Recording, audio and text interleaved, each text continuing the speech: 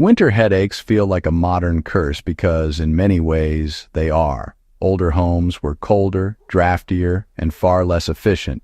Yet folks complained less about constant winter pressure headaches, sinus pain, and that dull, foggy ache that seems to sit behind the eyes all season. This wasn't because people were tougher or less observant. It was because the indoor environments they lived in behaved very differently from modern sealed houses. When you strip away nostalgia and focus on building science, physiology, and lived experience, a clear pattern emerges that matters for anyone interested in history, survival, or long-term health. Older homes leaked air constantly, and that mattered more than heat. Pre-modern homes breathed whether the occupants wanted them to or not. Timber frames, stone walls, loose window sashes, and unsealed floorboards created continuous air exchange. Cold air entered, warm air escaped, and stale air never lingered long. This constant movement diluted indoor pollutants that today build up quietly in sealed homes. Combustion byproducts from fireplaces, candles, and oil lamps never concentrated for long periods. Moisture levels stayed lower, preventing the swollen sinuses and pressure headaches that thrive in damp, stagnant air. You can apply this lesson immediately by understanding that ventilation is not the enemy in winter. Cracking a window for 10 minutes twice a day in a modern home can dramatically reduce indoor air pressure changes and pollutant buildup without collapsing indoor temperatures.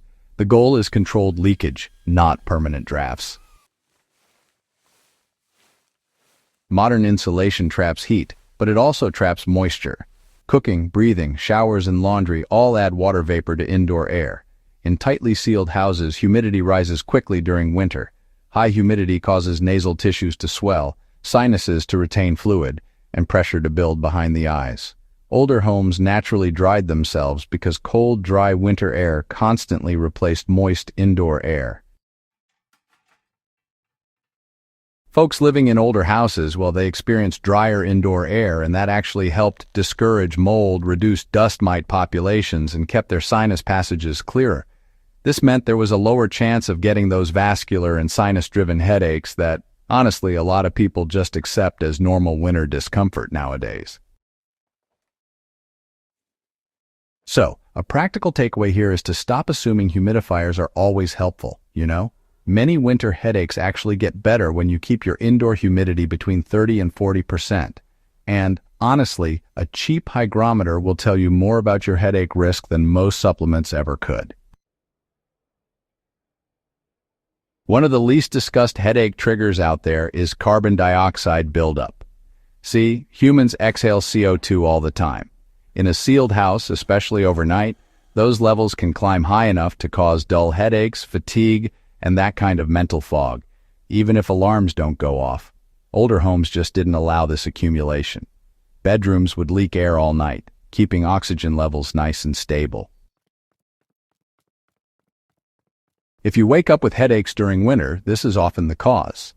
Opening a bedroom window slightly or installing a mechanical ventilation system that exchanges air without losing all heat can eliminate morning headaches within days. This is not theory. It mirrors how older homes functioned naturally. Fireplaces, wood stoves, and coal burners pulled fresh air from outside and exhausted smoke upward. This created a constant draft that refreshed indoor air.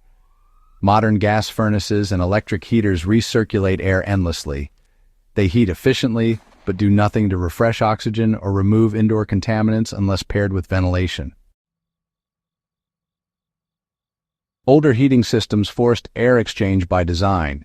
Even poorly maintained chimneys moved massive volumes of air.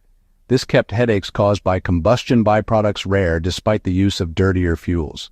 Today, if you rely on space heaters or gas appliances, you should treat ventilation as non-negotiable. A small window gap or dedicated air inlet replicates what old chimneys did automatically. Now, older homes, they sure weren't uniformly warm. Rooms that were close to heat sources stayed nice and toasty, while others, well, they just stayed cool. This setup actually created these natural circulation patterns, move in air both vertically and horizontally throughout the house. These days, Modern insulation tries to keep temperatures even everywhere, but honestly, that kind of cuts down on air movement and lets pressure pockets build up. Sinus headaches are often brought on by quick pressure changes in your head. When the air inside your home gets all stagnant, it just makes things worse. Those old houses with their constant, subtle air movement actually helped prevent those sharp pressure shifts. So, one practical thing you can try is letting the temperature vary a bit throughout your home. Over-insulating every single room to keep them all at the same temperature might sound efficient, but honestly, it can make winter discomfort even worse. It's better to let unused rooms stay cooler and encourage some airflow between spaces. Now, let's get one thing straight. Cold does not cause mold. Moisture does. Older homes, well, they dried out a whole lot faster. But you see, modern homes tend to hold moisture in the walls, insulation, and all those hidden cavities. This leads to low-level mold exposure that honestly rarely smells, but it sure does frequently cause headaches. Historic homes, they vented moisture through the walls, chimneys, and crawl spaces. Sure, they wasted heat, but the trade-off was they protected respiratory health. For you preppers and restoration-minded folks out there, this explains why a lot of old cabins stay habitable after decades, while modern abandoned houses, well, they rot real quick.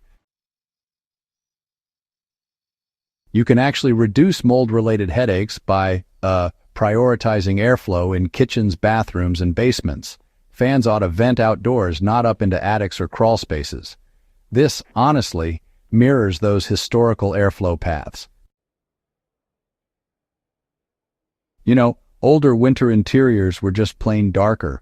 Firelight, candles, and those small windows, well, they really limited any kind of glare. But nowadays, modern homes are just flooded with artificial lighting, and that can really disrupt our circadian rhythms, especially during winter, when daylight is already so scarce.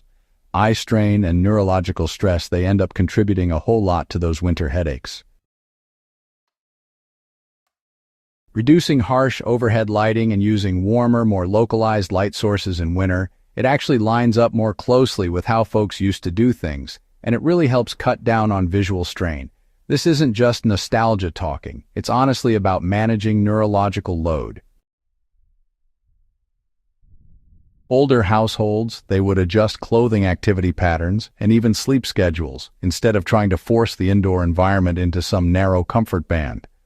Folks moved around more, wore layers, and avoided sitting around indoors for too long. That extra movement, it improves circulation and, helps reduce tension headaches. Modern winter life really encourages folks to just sit still in sealed rooms for long hours. It's no wonder headaches are such an expected outcome these days. But honestly, a simple practice like spending a bit of time outdoors each day, even if it's cold, kind of mirrors what people used to do, and it sure does help relieve that indoor air fatigue. Understanding why winter headaches were a lot rarer before we had all this modern insulation, well, that gives you some real leverage. Now, you don't have to give up insulation or modern heating, not at all. What you do need to do is restore airflow, keep pressure balanced, and control moisture. Intentionally, In a grid-down or fuel-restricted scenario, sealed homes become dangerous a whole lot faster than drafty ones. Air quality, it degrades real quick. Carbon dioxide rises and moisture just starts to pile up.